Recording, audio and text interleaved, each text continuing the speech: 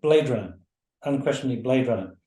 I mean, that is an astonishing movie for many different reasons. It's certainly a favorite with all architects, even though it doesn't really show much architecture. There's In This House by Frank Lloyd Wright and a few other things, but it's not necessarily about architecture, but it appeals to architects for sure.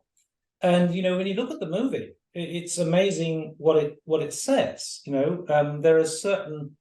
I mean, it portrays a future in which is dominated by tech companies. In the case of Blade Runner, the Tyrell Corporation. But now, of course, we've got Microsoft, Google, SpaceX, Tesla, whatever. All these kind of companies. Also on the West Coast, because Blade Runner was set in LA. So it was portraying this, and it was showing a future. Maybe you didn't have flying cars, but certainly we got drones, we got Tesla, we got self-driving cars, we've got maglev trains and so on. We have all these things, and it showed adverts on buildings. You've been to Shanghai, that that's almost old-fashioned now. So I thought that although it was produced in 1982, it actually was very prescient in many ways. It gets one thing wrong. There's people smoking, right? And that died out. But that's the only thing that it really got wrong. And there were several things that are in the movie that I was really struck by.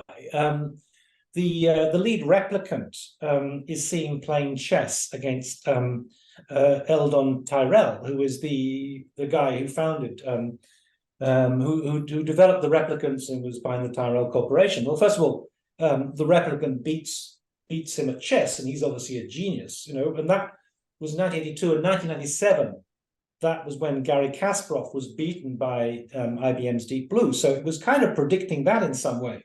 But then you think of it, take the name Eldon Tyrell, remove the D, and what you have? Elon Tyrell, right? So there are all these kind of interesting sides of it. The other thing that I thought was very interesting, because the movie was actually set.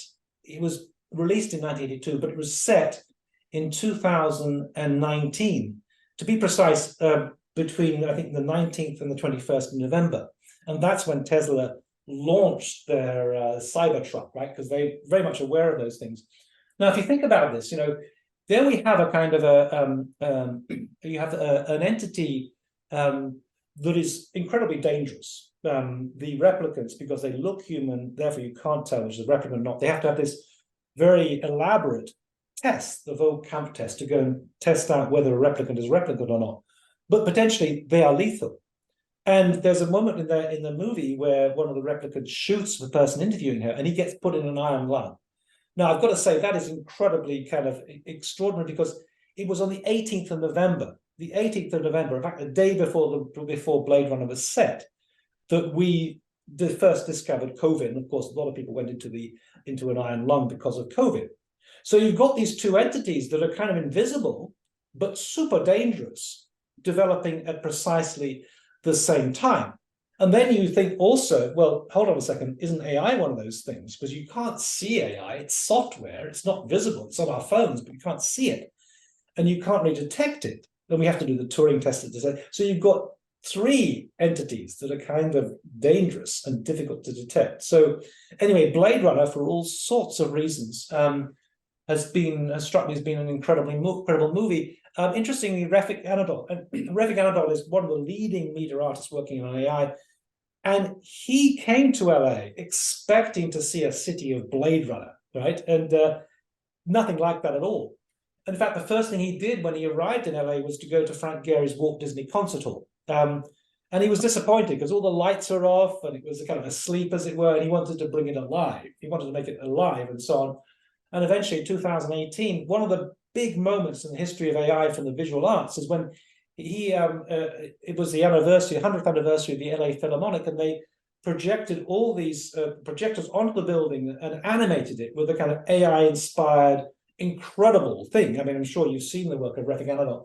And it was funny, interesting, because at that moment, one of the commentators said, well, at last, science fiction has been returned to LA. It's almost like Blade Runner has come home. And for someone like him, who'd been brought up in Turkey and watched Blade Runner as a young kid, that's what he was looking for. So, I mean, Blade Runner is by far and away, to my mind, the most interesting movie.